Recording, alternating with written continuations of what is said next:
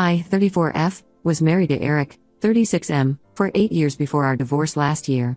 We met during our junior year of college at a mutual friends party.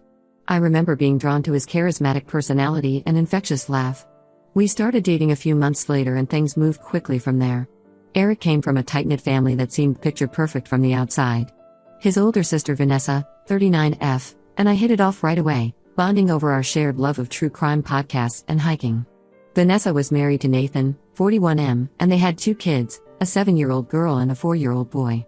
Eric's parents, especially his mom Karen, 62F, welcomed me with open arms and treated me like the daughter they never had. After graduating college, Eric and I both landed jobs at the same tech startup.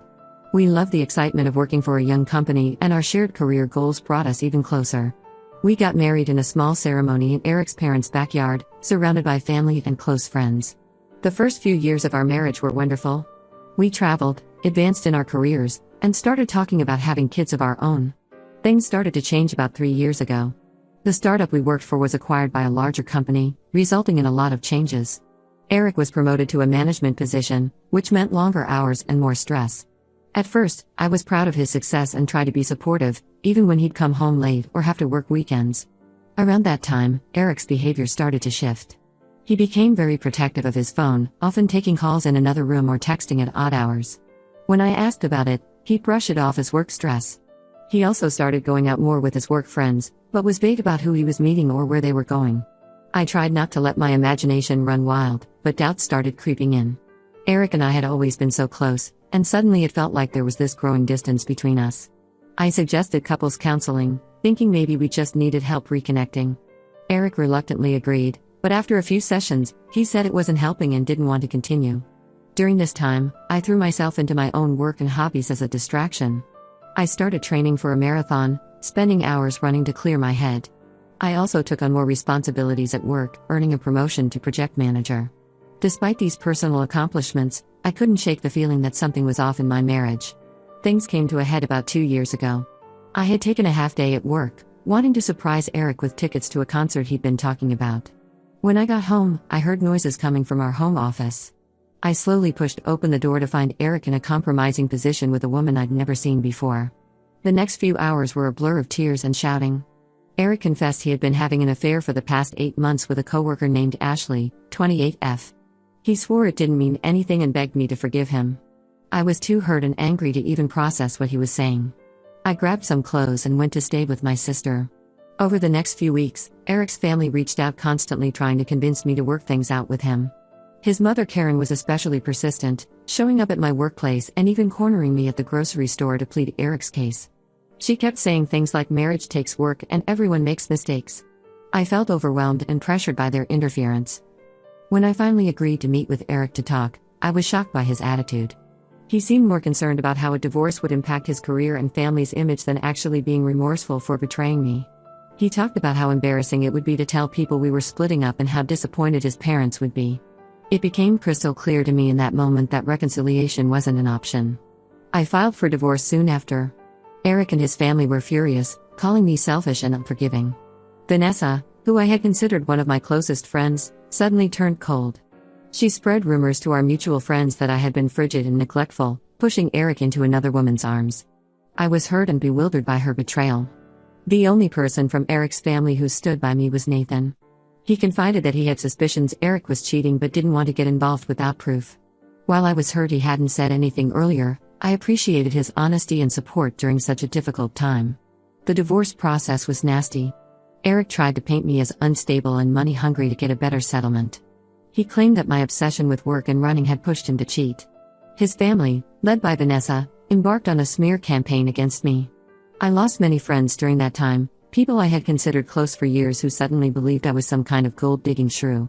I threw myself into my work as a coping mechanism, taking on even more responsibilities at the office. My boss noticed my increased productivity and gave me another promotion, which was a small bright spot during an otherwise dark time. I also started seeing a therapist to work through my trust issues and rebuild my self-esteem. After months of legal back and forth, the divorce was finally finalized 6 months ago.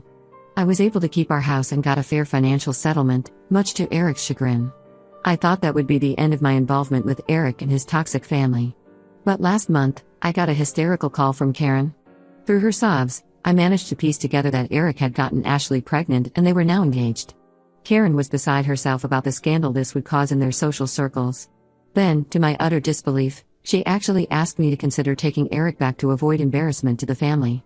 I was stunned by her selfishness and audacity. This woman, who had once treated me like a daughter, was now only concerned about keeping up appearances. I firmly told her that Eric was no longer my problem and to never contact me again. Then I blocked her number. Since then, I've maintained no contact with Eric's entire family except for Nathan. He's kept me updated on the drama unfolding, though I've asked him not to share too many details. Apparently, Eric and Ashley's hasty engagement has caused a huge rift in the family. Vanessa especially is furious about welcoming the other woman into the family. There's also speculation that Ashley's pregnancy timeline doesn't add up. Nathan overheard a heated argument between Eric and his parents where they accused him of getting Ashley pregnant while he and I were still married. Eric vehemently denied this, but given his history of lying, who knows what the truth is? Part of me feels a twisted sense of vindication that Eric's actions are coming back to bite him. The family that was so quick to blame me for our divorce is now dealing with the real consequences of Eric's behavior. But mostly, I just feel relieved to be away from all the toxicity. I'm focused now on healing and moving forward with my life. I've continued with my marathon training, finding it to be great therapy. I recently completed my first full marathon, which was an incredibly empowering experience. I've also joined a support group for divorcees where I've made some wonderful new friends who understand what I've been through. Recently, I've started seeing someone new. We met at a local running club and hit it off immediately. It's still very early days, but for the first time in a long time, I'm excited about the possibility of a healthy relationship. I'm taking things slow and being cautious with my heart, but I'm hopeful for what the future might hold. Looking back, I can see now that ending my marriage was the best decision I could have made. As painful as the process was, it freed me from a relationship built on lies and a family that valued appearances over honesty. I'm proud of myself for having the strength to walk away and start over. Whatever challenges come next, I know I have the resilience to face them. Update 1. It's been about a month since my last post and unfortunately, the drama with my ex and his family has continued to unfold. I really hoped I was done with all of it, but some new information has come to light that I felt I needed to share. A couple of weeks ago, I was at my usual Saturday morning running group when I spotted Ashley stretching nearby. My heart started racing and I quickly tried to turn away, but she called out my name. To my shock, she apologized profusely for the affair and begged me to hear her out. Against my better judgment, I agreed to get coffee with her after our run. We met at a small cafe near the park.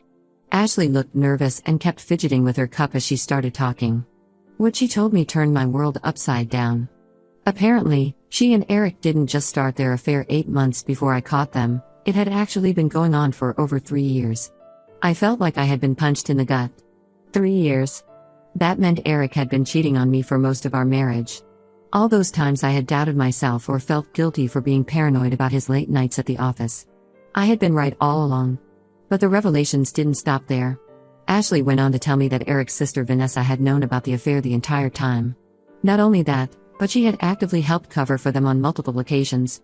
She would lie to me about Eric's whereabouts or create fake work emergencies to explain his absences. I was absolutely floored. Vanessa, who I had considered one of my closest friends, had been betraying me for years. It made me furious to think back on all the times she had comforted me when I expressed doubts about Eric's fidelity. All the while, she knew exactly what was going on.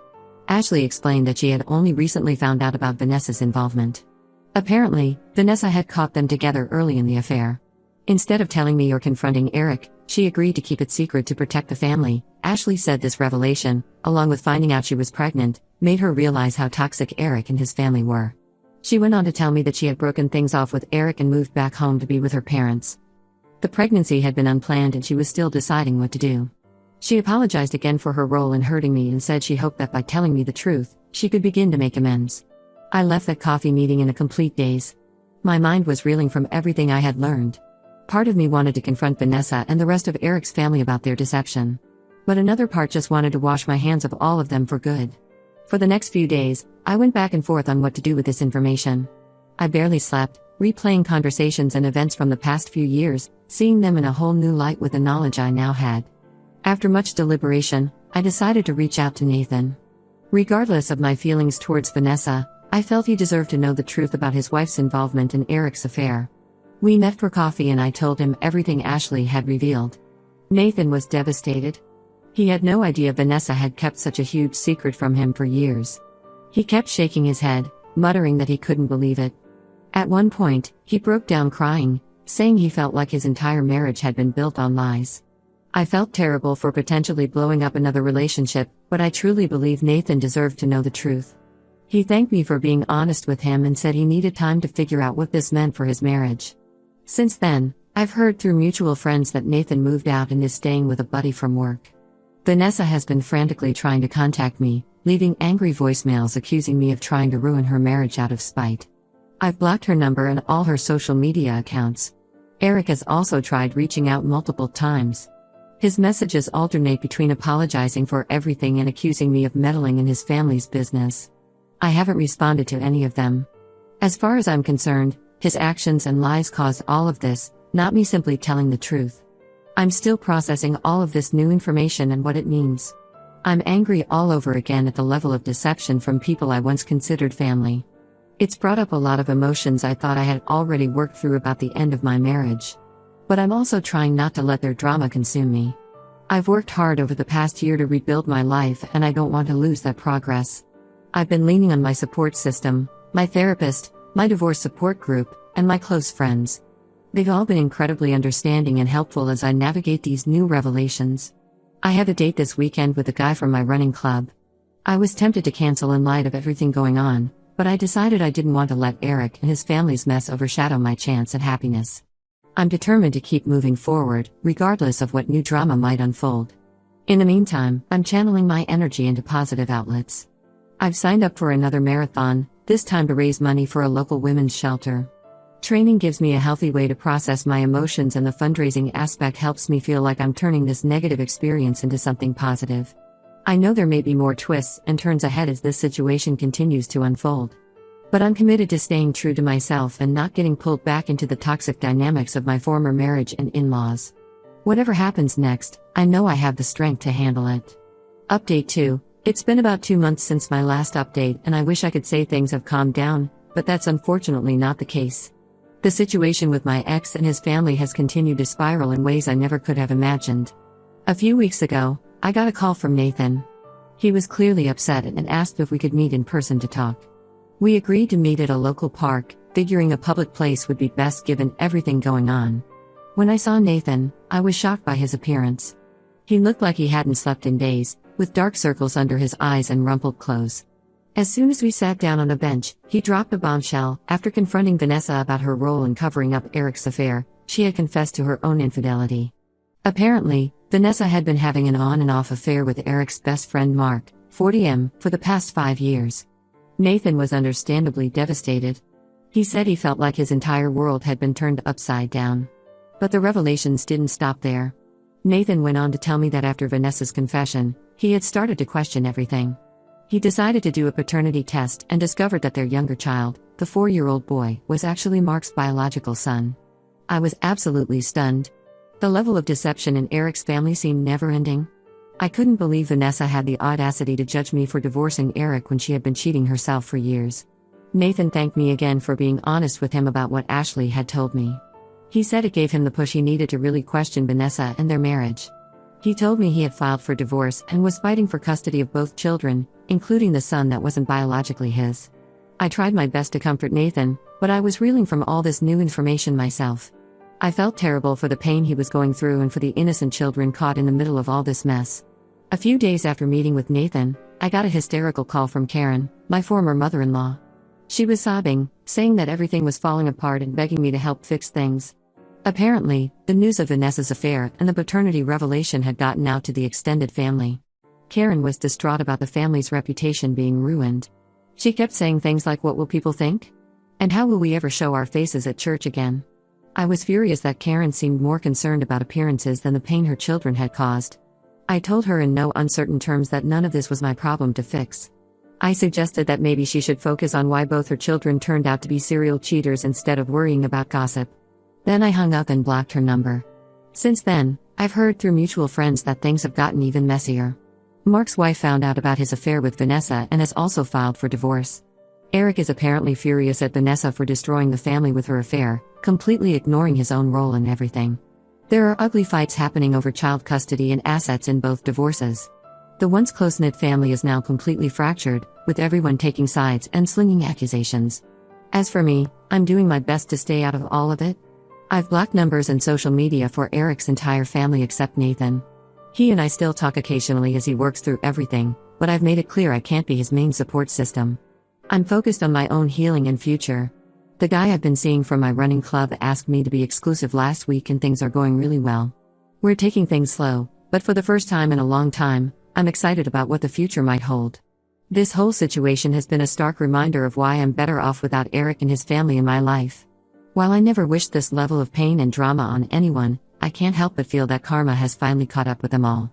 Update 3. It's been about 6 months since my last update and I'm happy to say that things have finally started to settle down. I haven't had any direct contact with Eric or his family in months, but I've heard bits and pieces through Nathan and mutual acquaintances. The divorces between Nathan and Vanessa, as well as Mark and his wife, have been finalized. There was a lot of ugliness around custody arrangements and asset division, but it seems like things are finally resolved legally at least. Nathan got primary custody of both kids, including the son that isn't biologically his. He told me he couldn't imagine not being a father to the boy he's raised for 4 years, regardless of DNA. I have a lot of respect for Nathan and how he's handled this whole situation. Eric and Ashley's relationship imploded spectacularly. Apparently, Eric had been lying to Ashley about ending things with me and starting divorce proceedings long before I actually caught them together. When Ashley found out the extent of his deception, she left him for good. Their baby was born a few months ago and Ashley has full custody. Eric is apparently fighting for visitation rights, but Ashley is reluctant given his history of lying. I ran into Karen at the grocery store last week. It was incredibly awkward, but she actually apologized for how she had treated me during and after the divorce. She said going through everything with Vanessa had opened her eyes to how unfairly she had judged me for leaving Eric. I appreciated the apology but made it clear I wasn't interested in rekindling any kind of relationship. As for me, I'm doing really well. My boyfriend and I recently moved in together and things are great. I've continued with my running, completing 2 more marathons in the past 6 months. I've also started volunteering at a local women's shelter, which has been incredibly rewarding. I've done a lot of healing work and therapy and feel like I've finally put the whole mess with Eric behind me. I'm grateful for the life lessons I've learned through all of this, as painful as they were at the time. I've grown so much as a person and have a much clearer sense of my own worth and what I deserve in a relationship. I'm sharing this final update mostly for closure. I don't anticipate having any more involvement or updates about Eric and his family's drama. I'm looking forward to the next chapter of my life and focusing on my own happiness. Thank you to everyone who offered support and advice throughout this crazy journey. Here's to new beginnings and leaving toxic relationships in the past.